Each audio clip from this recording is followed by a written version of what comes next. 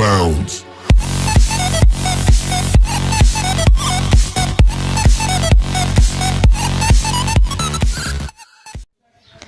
السلام عليكم، ازيكم يا حبايبي؟ عاملين ايه؟ يا رب تكونوا كويسين وبخير. فيديو النهارده ملخص الحلقه ال 42 من المسلسل التركي فضيلة خانم وبناتها. لو اول مره تشوف القناه اعمل لايك للفيديو واشتراك في القناه وفعل زر الجرس على الكل عشان يوصلك كل جديد. تبدأ الحلقة على انجي بتروح لفضيلة عند رزان وبتقف قدام الباب ومش قادرة تخبط، وفضيلة جوه البيت وبتقف قدام صور بناتها وبتقول انتوا كل حياتي وانتوا قلبي، وانجي بتقرر تضرب الجرس وفجأة بتمشي وبتقول مش هقدر اشوفها واواجهها، وفضيلة بتفتح مش بتلاقي حد وبتكون انجي نزلت في الاسانسير، وفضيلة بتدخل وبتقول يا بنتي جيتي لحد باب البيت ورجعتي هربتي، وبتعيط وبتقول انها اشتقت ليها ووحشتها. اما يزن وكنان قاعدين بيتفرجوا على صور اماكن الايفنت، وكنان بيقول احنا مش بيعجبنا للاماكن اللي اسعارها غالية، ولكن يزن بيقول له بس اسكت خليني رايق اليوم. وفجأة كنان بيشوف جواد ويزن كمان بيشوفه وبيقول جواد ايه اللي جابه عندنا. كنان بيقول له يمكن جاي يقف معانا، ويزن بيقول له الاول كان واقف ضدنا ودلوقتي هيقف معانا. كنان بيقول له هيفضل اخونا الكبير برضو، وجواد بيقول لهم ايوه جاي اقف معاكم واساعدكم، وكنان بيقول هو الوحيد اللي غني في عائلة اكمان، وجواد بيقول علشان ابقى معاكم في المشروع بنت حما بابا تطلع منه. من ناحية اخرى الجرس بيضرب على فضيلة وبتكون كريمة، وفضيلة بتقول لها ادخلي يا كريمة اللي مش بتفيديني بحاجة، وكريمة بتقول لها انا لسه جاية وبدأتي في النق عليا، وبتقول لها ايه الوقعة اللي وقعتيها دي من حارة شعبية لبلازا، وفضيلة بتقول لها وجيراننا كمان حلوين ما تعرفهمش يا كريمة. كريمة بتقول لها لا مين؟ بتقول لها ولاد كمان، وكريمة بتقول لها الاتنين ساكنين هنا وبتورطي حالك وبتورطيني معاكي، انتي اصلا ما ساعدتنيش في حاجة، حتى التحليل برضو ما ساعدتنيش فيه. وفضيلة بتقول لها انتي الاول احملي بنتي من الشقر يا ياسمين وانا هساعدك في التحليل اوعدك. وجواد بيطلب من يزن ان هو يغير رزان ويجيب عارضة تانية، ولو رزان فضلت مش هيساعدهم. وكنان بياخد يزن على جنب وبيتكلم معاه وبيقوله ان رزان ما كانتش حابة في الاول ان هي تبقى معانا، ولو اتكلمنا معاها مش هتزعل، وهي وافقت عشان انت بس جبرتها ان هي تعمل كده، وهي بتحس ان هي مش بتنتمي للمشروع ده وكل العز ده ما كانتش تحلم بيه والجو ده مش هتتأقلم عليه. ويزن بيقول له اللي قلت ان انت بتحبها وهتموت عليها طلعت مش بتفهمها. وكنان بيقول له انا بقول كده علشان عارفها، ويزن بيقول له انا تعبت لحد ما وصلت المشروع للمكان ده.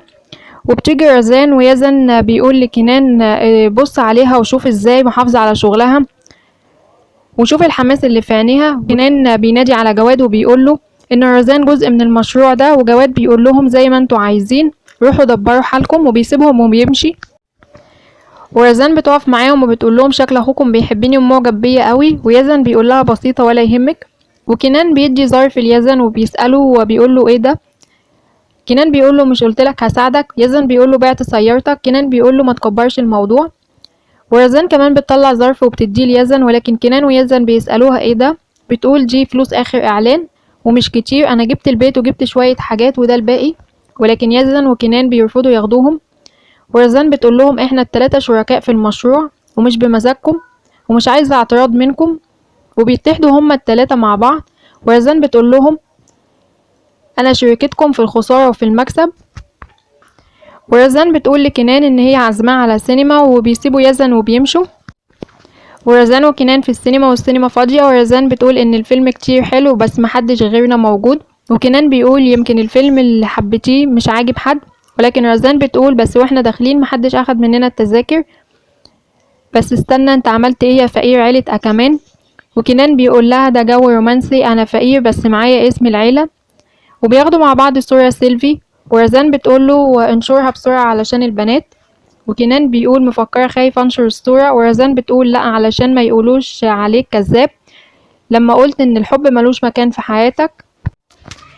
من ناحية اخرى سكرتيرة يزن بتدخل عليه ويزن بيقول لها خلاص انا لقيت المكان، هو مخزن قديم بس لازم نعدل فيه وهبعتلك العنوان وانتي بعتي الفريق يرتبوه.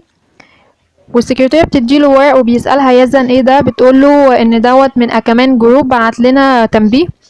وكريمة وفضيلة قاعدين وبيتكلموا، وكريمة بتقول لها عايزاني احمي بنتك وانا اصلا مش عارفة احمي نفسي، بس فضيلة بتسخر منها وبتقول لها انتي قاتلة ومجرمة وقتلتي اخت الراجل ولسه بتحكي وبتلومي على حازم بيه؟ ده انت لازم تحمدي ربنا ان حازم ما قطعش رقبتك. ويزن بيروح لحازم الشركة وبيتعصب عليه وبيقول له انا سبت الشغل زي ما انت عايز، بس محدش يقدر ياخد اسم عيلتي مني. وحازم بيقول له لا، انت مالكش اي حاجة ومفيش غير كمان واحد في المكان. وجواد بيدخل عليهم وبيقول ليزن ان هو يخرج معاه، ولكن يزن بيسأل حازم ايه معنى الكلام ده، انت عايز تتبرى مني؟ وحازم ساكت ومش بيرد، ويزن بيسيبه وبيمشي. من ناحية أخرى يزن وكنان ورزان بيروحوا المخزن وبيفضلوا يشتغلوا فيه ويرتبوه لحد ما يجهزوا المكان، وبيوزعوا بطاقات الدعوات. وكنان ويزن في الحفلة وبيشرفوا عليها، ورزان بتجهز نفسها، وفضيلة بتقولها لحد دلوقتي مش مصدقة ان انت بقيتي الوجه الإعلامي للشركة. وبتخلص أحداث الحلقة 42 من مسلسل فضيلة خانم وبناتها. لو عجبك الفيديو ما تنساش تعمل لايك وشير واشتراك في القناة.